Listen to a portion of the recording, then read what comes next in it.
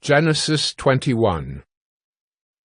The Lord visited Sarah as he had said, and the Lord did to Sarah as he had promised. And Sarah conceived and bore Abraham a son in his old age at the time of which God had spoken to him. Abraham called the name of his son who was born to him, whom Sarah bore him, Isaac. And Abraham circumcised his son Isaac when he was 8 days old, as God had commanded him.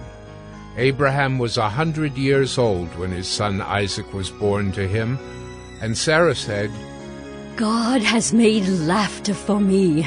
Everyone who hears will laugh over me. And she said, Who would have said to Abraham that Sarah would nurse children? Yet I have borne him a son in his old age. And the child grew and was weaned. And Abraham made a great feast on the day that Isaac was weaned. But Sarah saw the son of Hagar the Egyptian, whom she had borne to Abraham, laughing.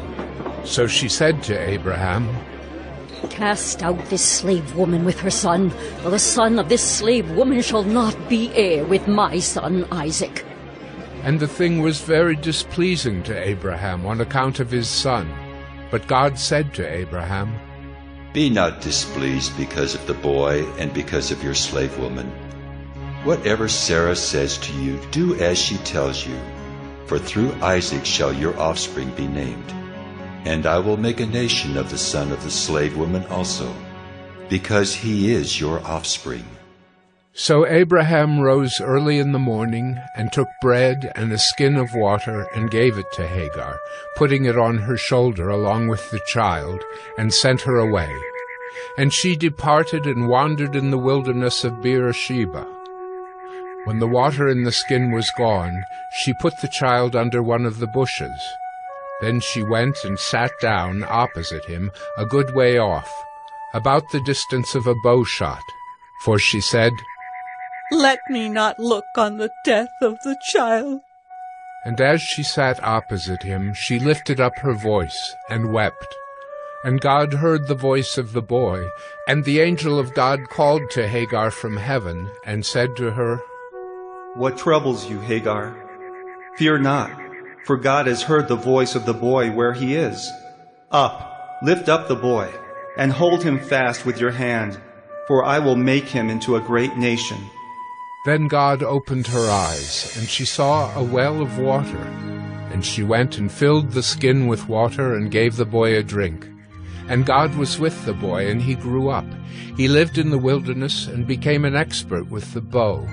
He lived in the wilderness of Paran, and his mother took a wife for him from the land of Egypt. At that time Abimelech and Phicol the commander of his army said to Abraham, God is with you in all that you do. Now therefore swear to me here by God that you will not deal falsely with me or with my descendants or with my posterity. But as I have dealt kindly with you, so you will deal with me and with the land where you have sojourned.